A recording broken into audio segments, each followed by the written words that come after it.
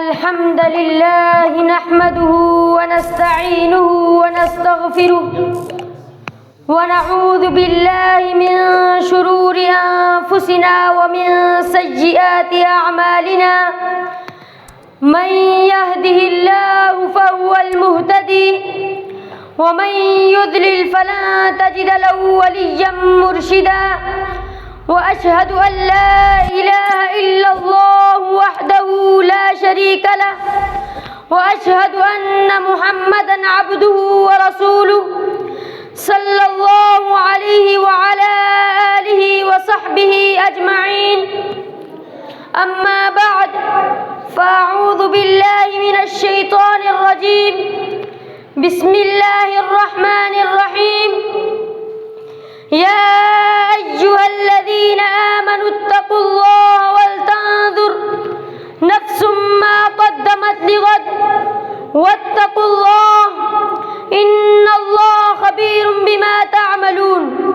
رئيس الحفل الميمون وضيوفنا الكرام وإخواني الأعزاء، أريد أن أخطب أمام حضراتكم حول موضوع علامة التوفيق. أيها المسلمون، إن من علامات التوفيق والفلاح أن ينشغل الإنسان بنفسه وبعيبه عن عيوب الناس. نعم، إن من أعظم علامات التوفيق والسعادة أن ينشغل الإنسان بعيبه عن عيوب الناس. لماذا كان هذا من علامات التوفيق؟ أولا، لأن من انشغل بعيب نفسه وبإصلاح نفسه فإنه سوف يصلح نفسه ويعالج عيبه. والمسلم مطالب بأن يسعى في تزكية نفسه وأن يترقى ويتقدم في عبادة الله تبارك وتعالى، كما قال تعالى: قد أفلح من زكاها وقد خاب من دساها. ثانيا، لأن من انشغل بعيب نفسه وعرف نفسه ناقصة وفيه عيوب فإنه لا يمكن أن يتجرأ ويتكلم في عيوب الناس. لا يمكن أن يجلس الجلسات الطويلة بالقصيرة ويتكلم في فلان وفلان، فلان صالح، فلان غير صالح، فلان فيه كذا وفلان فيه كذا. لا يمكن أن يفعل ذلك لأنه مشغول بعيب نفسه وبإصلاح نفسه. يا إخوة الإيمان، قيل للربيع: ما نراك تعيب أحدا؟ فقال: لست عن نفسي راضيا فتفرغ لذم الناس. وقال أبو بكر بن عبد الرحمن: لا يلهينك الناس عن ذات نفسك فإن الأمر يخلص إليك دونهم، ولا تقطع نهارك بكيد وكيد فإنه محفوظ عليك ما قلت. وقال الإمام مالك رحمه الله: أدركت بهذه البلدة، يعني المدينة، أقواما ليس لهم عيوب فعابوا الناس فصارت لهم عيوب، وأدركت بهذه البلدة أقواما كانت لهم عيوب فسكتوا عن عيوب الناس فنسيت عيوبهم.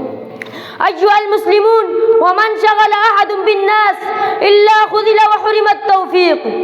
ثالثا، أن من انشغل بعيبه فإن هذا دليل على محاسبته لنفسه، ومن المعلوم أن من حاسب ربح، وقد أمر الله بمحاسبة النفس كما قال تعالى: يا أيها الذين آمنوا اتقوا الله ولتنظر نفس ما قدمت لغد.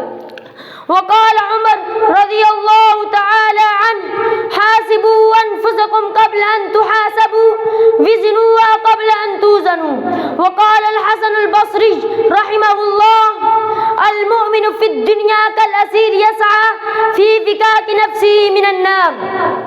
رابعا، أن من انشغل بإصلاح عيبه فإن هذا يقوده إلى التواضع والانكسار والخضوع لله تعالى، وأنه كما قال بعض السلف: وإذا رأيت من هو أكبر مني سنا قلت سبقني للإسلام، وإن رأيت من هو أصغر مني سنا قلت سبقته بالذنوب والمعاصي.